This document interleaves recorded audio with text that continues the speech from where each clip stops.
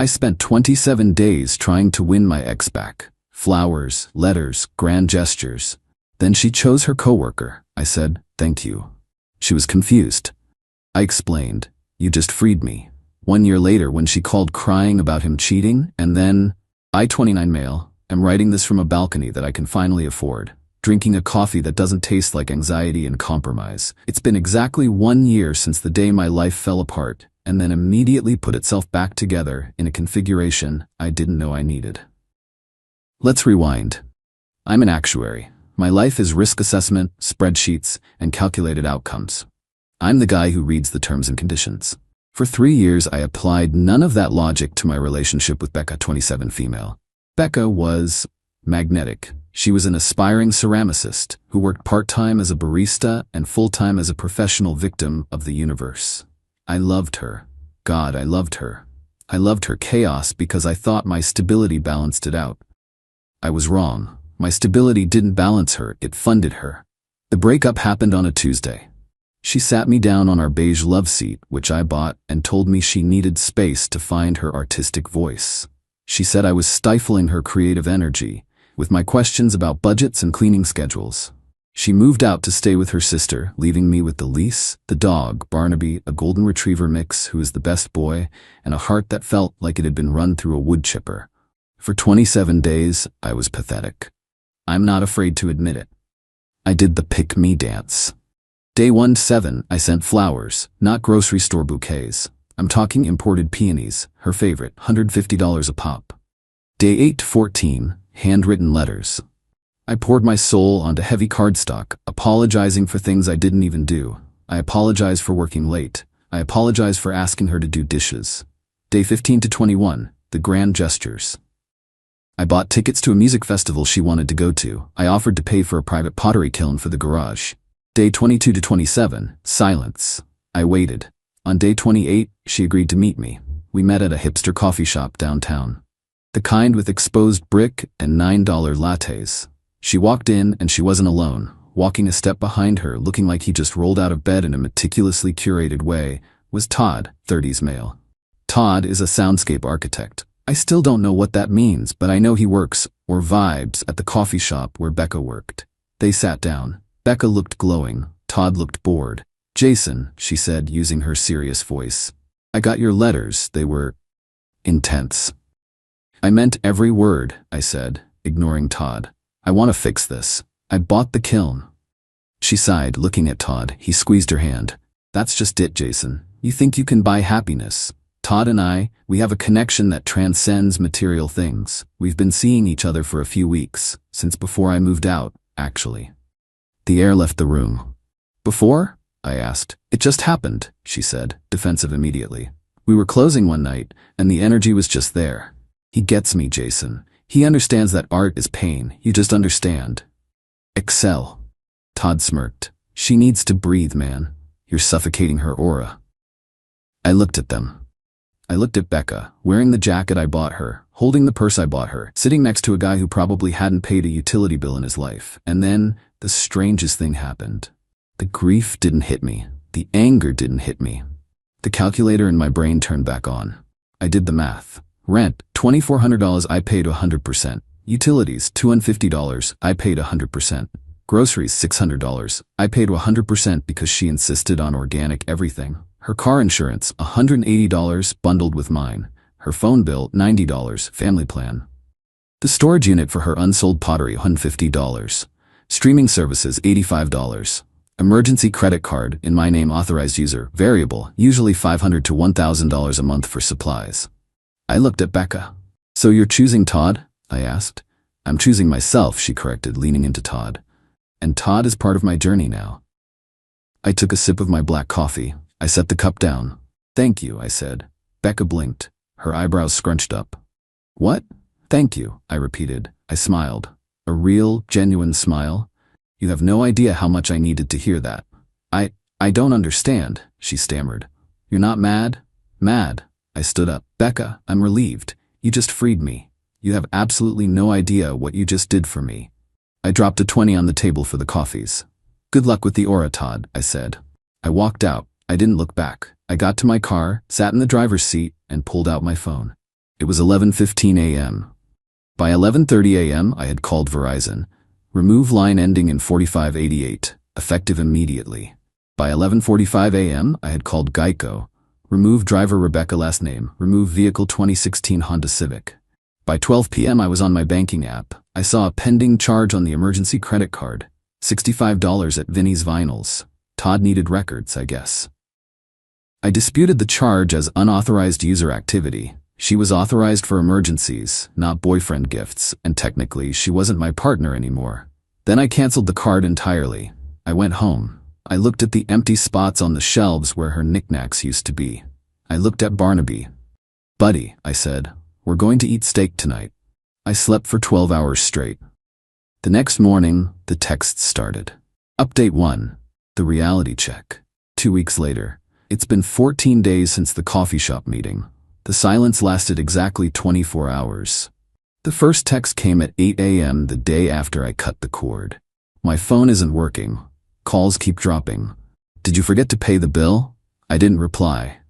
I was at work, actually getting things done for the first time in a month.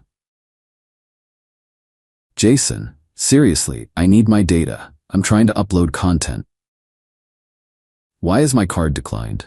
I'm at the gas station. This is embarrassing." I finally replied on my lunch break. We broke up. You chose Todd.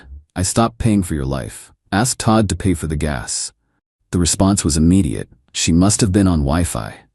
"You can't just cut me off. That's financial abuse. We had an agreement."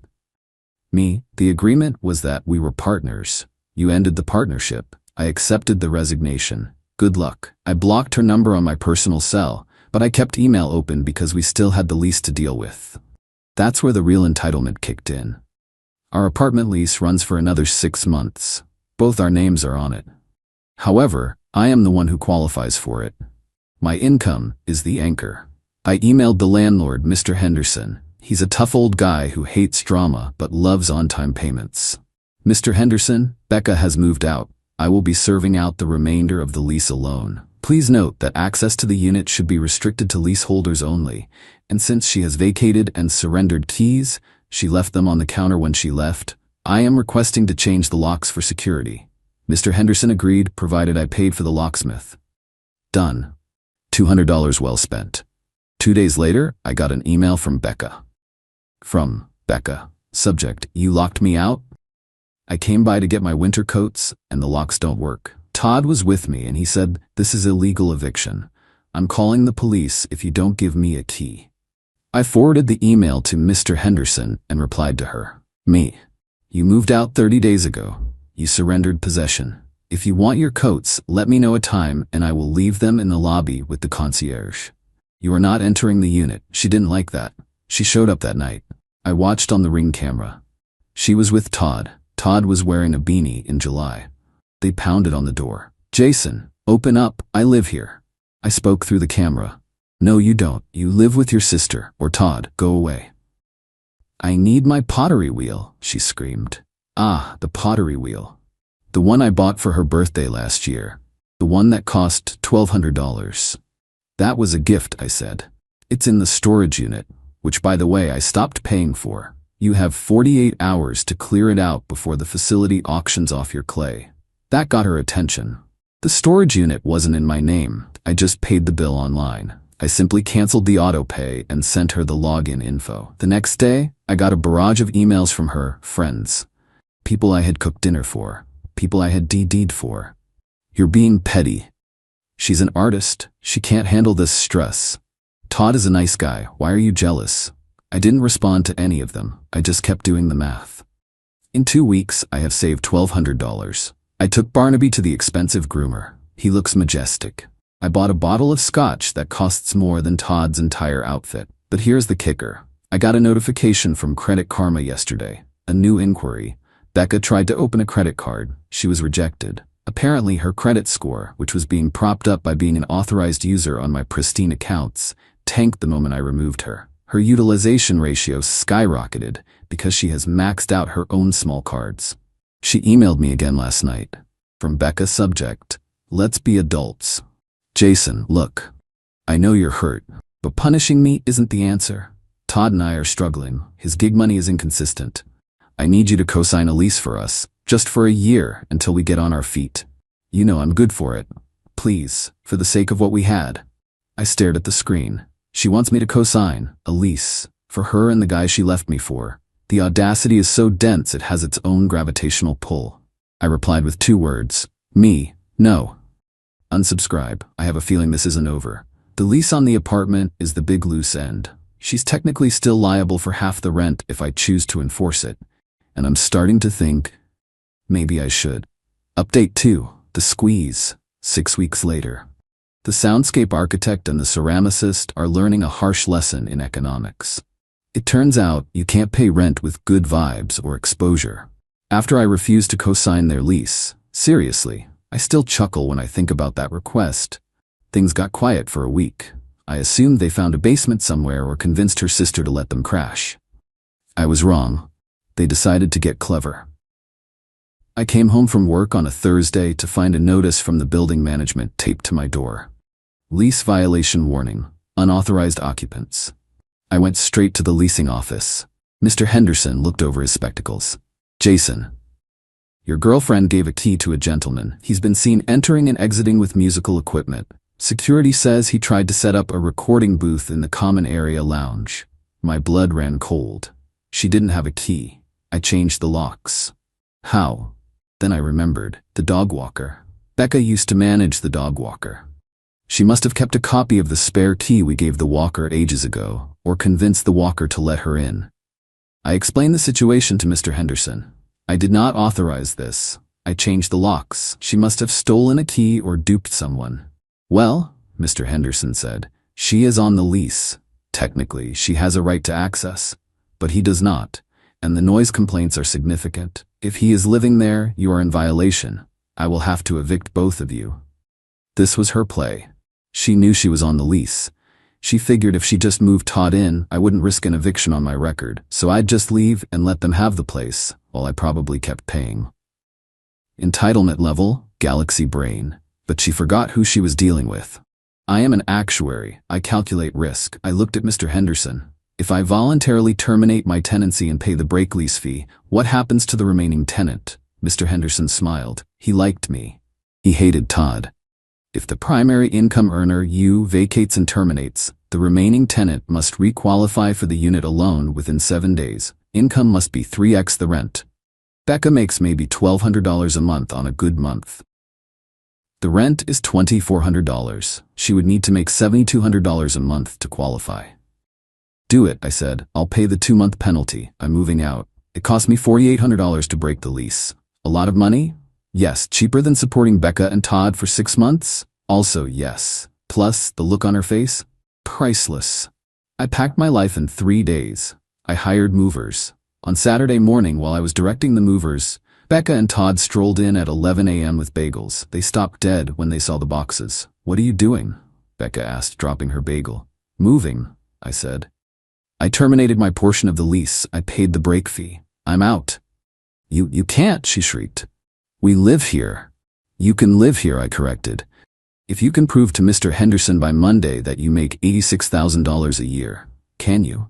Todd looked pale. Bro, that's not cool. We have a vision for this space. Use your vision to manifest a deposit, I said. I left them standing in the empty living room. I moved into a smaller, modern 1-bedroom on the other side of town. It has a balcony. It's quiet. On Monday, Mr. Henderson called me. She could not qualify. I issued a 3-day notice to vacate. They are refusing to leave. Not my problem, I said. I'm off the lease. Actually, Henderson said, since you paid the break fee and signed the release, you are clear. I'm filing for eviction against her specifically. It will go on her record, not yours. I almost felt bad. Almost. Then I checked my email. From Becca. Subject, you ruined everything. I hope you're happy. We are being kicked out. Todd's equipment is heavy and we have nowhere to go. My parents won't take us because they hate Todd. You are a monster. You have no soul.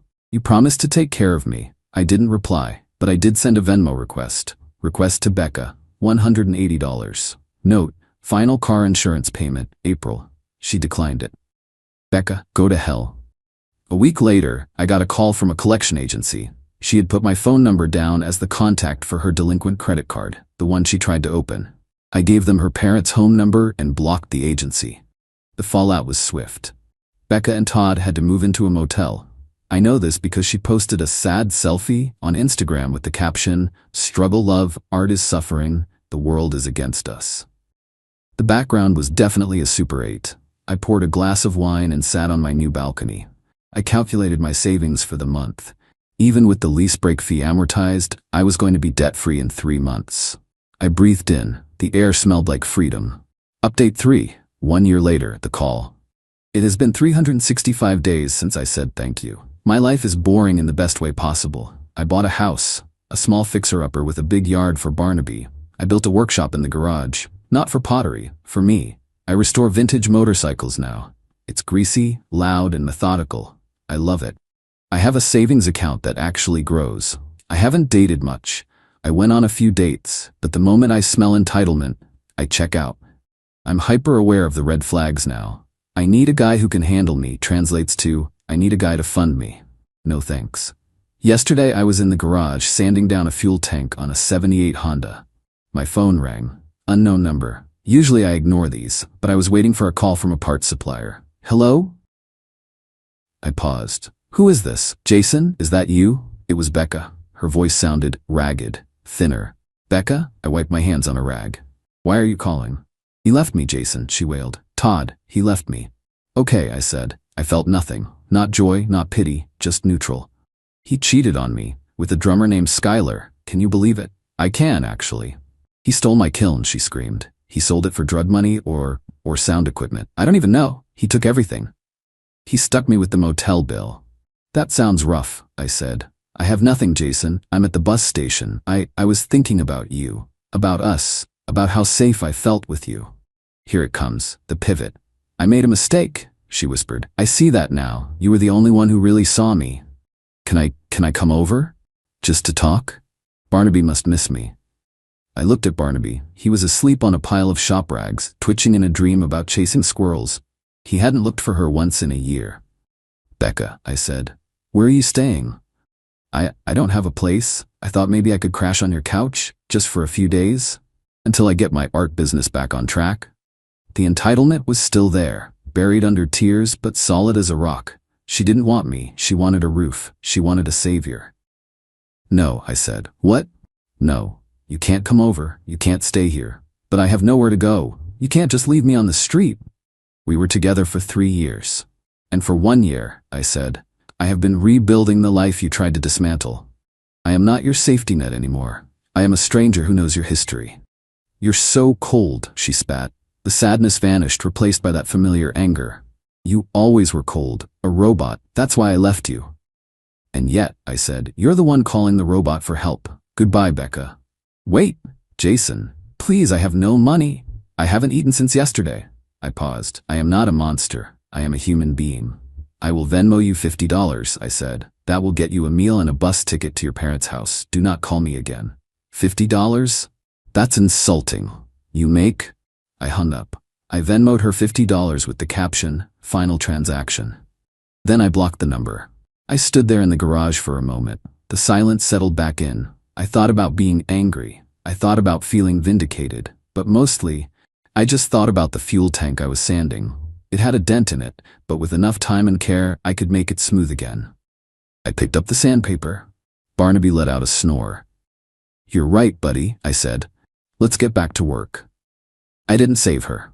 I didn't destroy her. I just let her be the main character in her own tragedy, while I happily accepted the role of extra number 4, who exits stage left and goes to have a nice lunch. She wanted to be free. She wanted a life of passion and unpredictability. She got it. I hope it was worth it. As for me, my coffee is warm, my dog is happy, and my bank account is strictly for one, and that, my friends, is the ultimate luxury.